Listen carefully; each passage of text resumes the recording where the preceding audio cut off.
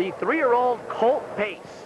And number 1, working his way onto the track, is Kentucky SPUR. Last year's Breeders' Crown winner here at Pompano is a 2-year-old. He returned this season to win $629,000 for lifetime earnings of $1.2 million. But he still is not the favorite tonight and does not figure to win. And the driver is Dick Stillings, who already recorded a victory tonight with Esquire SPUR.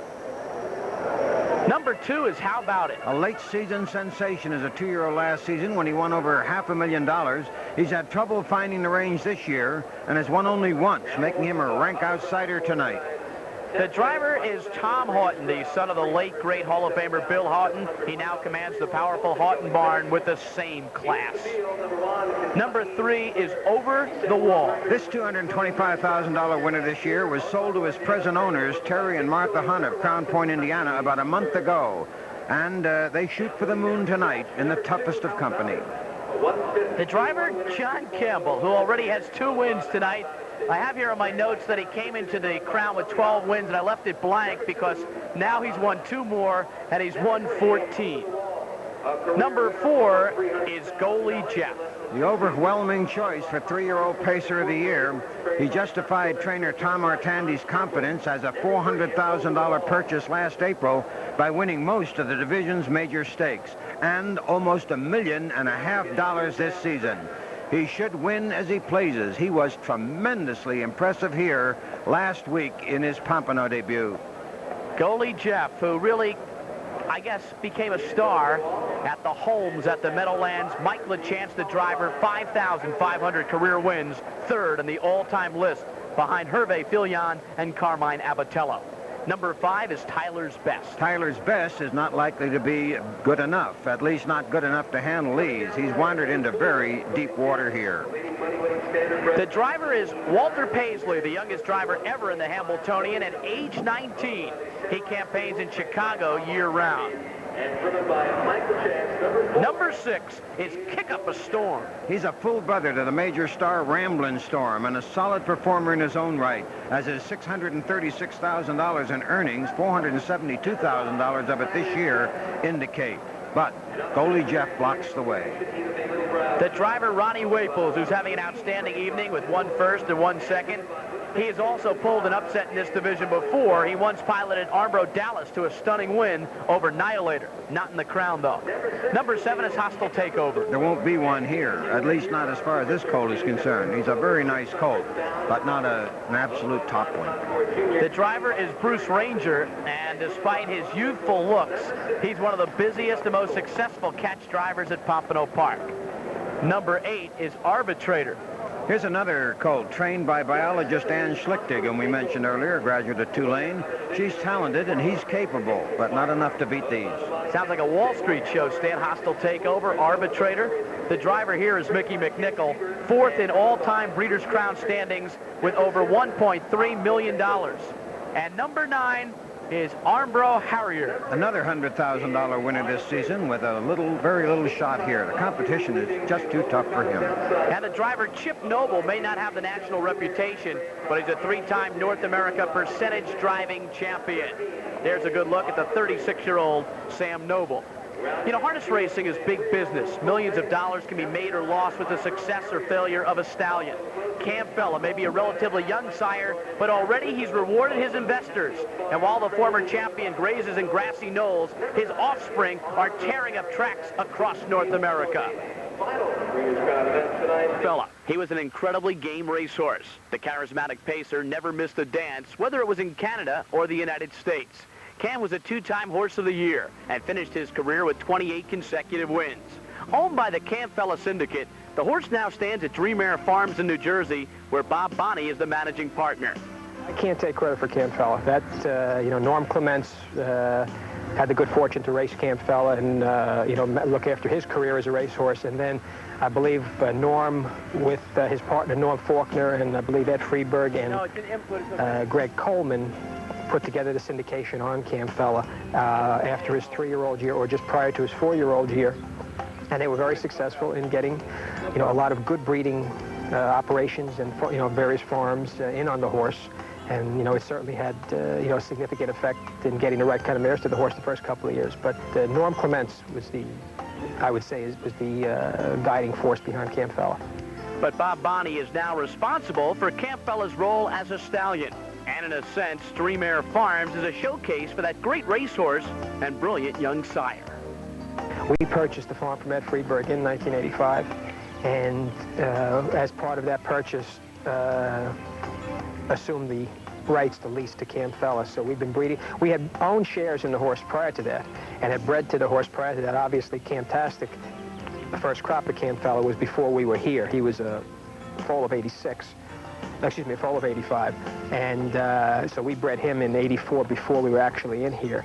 So we've always been big supporters of the horse. I've always been a big believer in the horse, obviously. And now having him here, it just, you know, just enhances our operation. Campfella's sensational racing career is but a distant memory now, but his career as a sire may be just beginning. One of his sons, Camptastic, became Pacer of the Year as a 2-year-old in 1987, and another of his offspring, Goalie Jeff, looks to wrap up 1989 3-year-old pacing honors tonight. And there's a look at the richest standardbred of the year, Goalie Jeff. He has bankrolled over $1.4 million. Goalie Jeff is on display when we come back. We're back at Pompano where the rain has stopped, and it is a little bit nicer now as the evening continues. Up next, 3-year-old Colts at Pompano. Gary Seibel with the top contenders.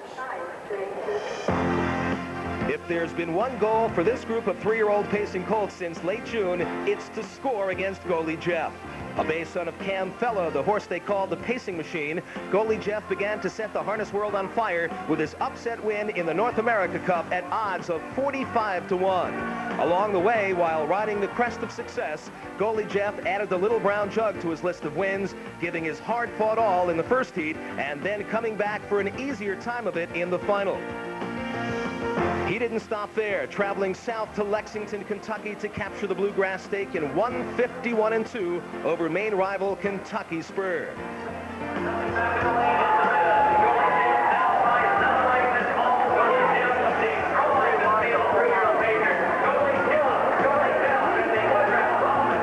Kentucky SPUR, a winner of the Breeders' Crown 2-year-old Colt Pace right here at Pompano last year, has had a consistent and respectable season in '89, banking over $600,000 in 19 starts. But trainer-driver Dick Stillings knows it'll be an uphill fight for Kentucky SPUR, while Mike LaChance, the guiding force behind Goalie Jeff, is cautiously optimistic himself. And after a wire... Goalie Jeff is really a tough individual. We have a hard time beating him. He's such a handy horse and a gutsy horse.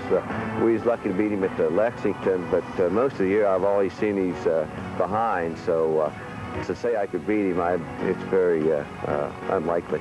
Kentucky SPUR is a classic colt, and he proved it before that he's a tough colt, and that's the horse to beat.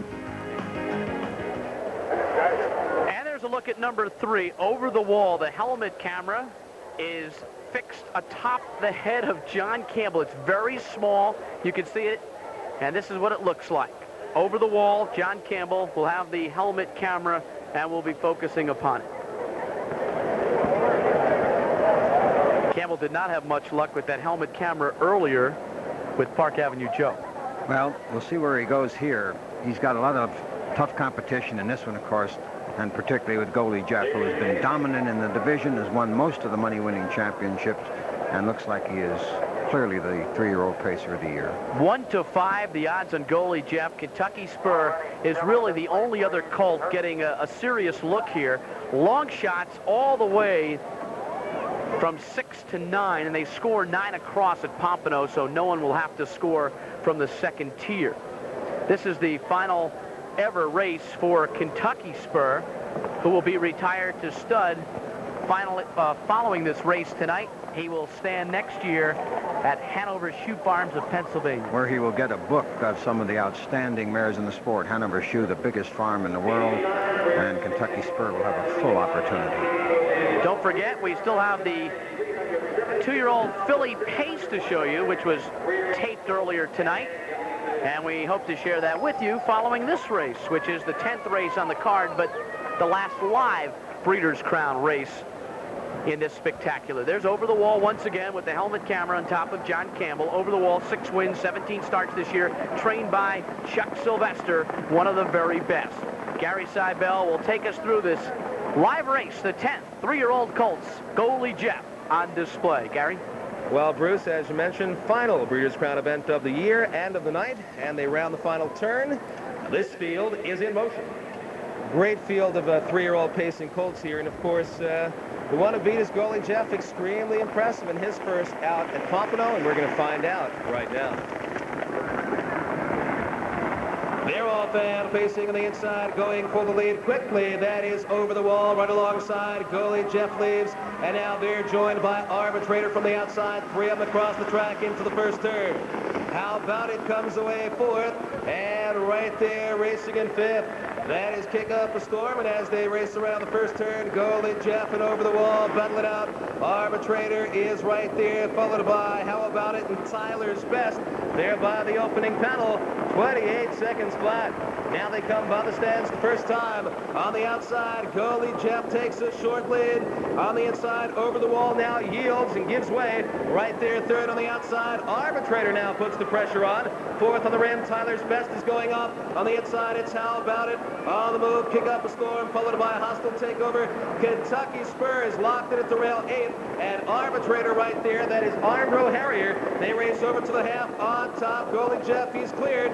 Coming after him, Arbitrator the outside. Over the Wall is at the rail, the half 57 1/5. Now they are on to the backstretch. And Goalie Jeff still at the chance, has a good snug hold on him.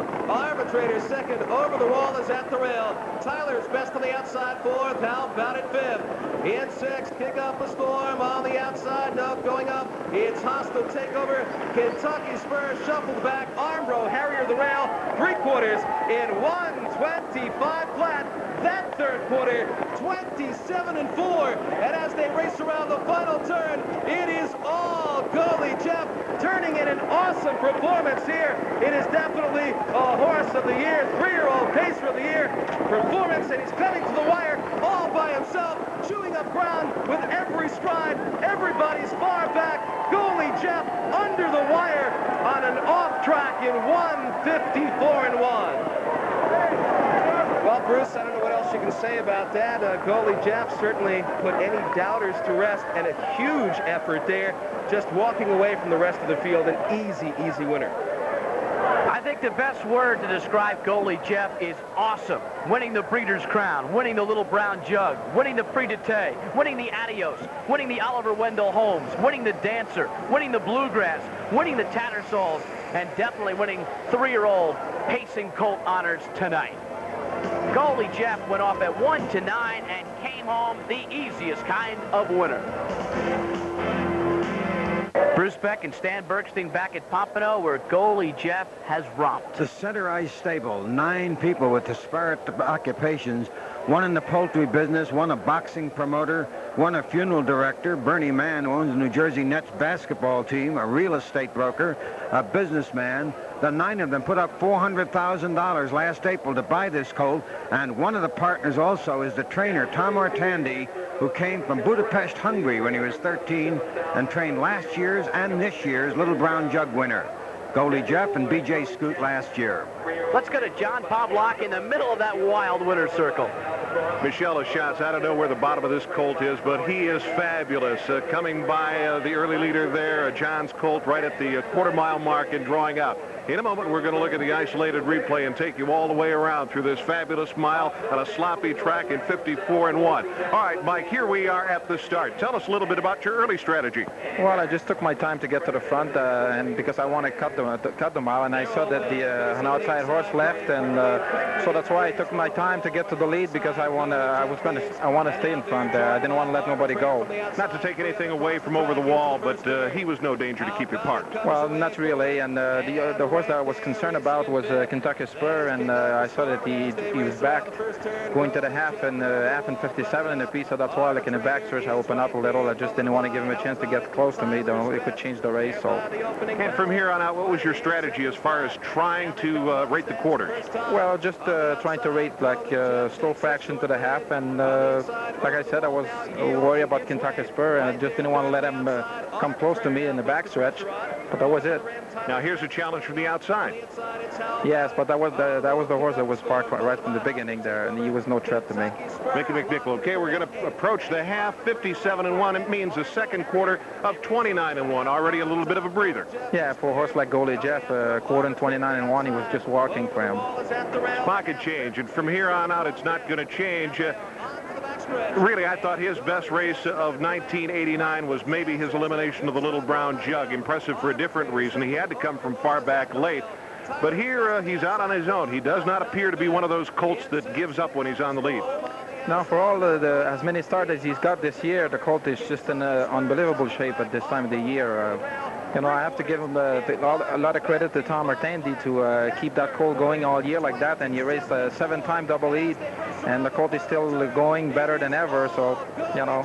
Now down to the 3/4 mile mark, 125 headed home. The crowd was really behind you, Mike. Yeah, and that was easy in the stretch. He was just like cruising in the stretch. Undoubtedly, 3-year-old colt pacer of the year. Congratulations, Mike LaChance. Thank you very much. All right, with me also is Al Ward, a representative of the Center Ice Stable up in Ontario. Al, please, on behalf of all the racing fans in North America, tell me Goalie Jeff will be back at 4. We don't know. Oh, please, make a decision. Well, I'd like to see him back at 4, but you never know what's going to happen. He's just an awesome animal. Tom Artandi's kept him in condition just marvelously. You bought him for $400,000, a bargain.